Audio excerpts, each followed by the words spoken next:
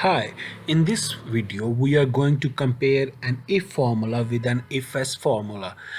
For using multiple times the same condition, we are bound to use a nested if, and in the false of the first if we add another if and another if, and it rather extends the formula along.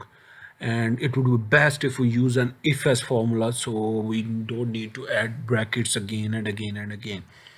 So if s, how this formula works, if s, first we need to add up first logic.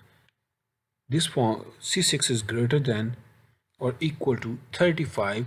We want a grade A. If c6 is greater than or equal to 30, then we want a grade B. If if we can add multiple conditions here. If it's greater than or equal to 25, we want a C, and if it's less than 25, we want a F. I just extend the formula till the last, and we got all the grades just perfect. And we can, in this conditional operators, we can use all the conditional operators whichever we want, equal to, not equal to, greater than, and less than, less than or equal to, greater than or equal to.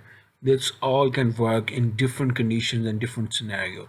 If you need anything else, just let me know in the comments, and I will be right after you, and I would create a new video for just for your query. You can contact me in the links given below, and I would add this Excel file for your exercise. Thank you very much.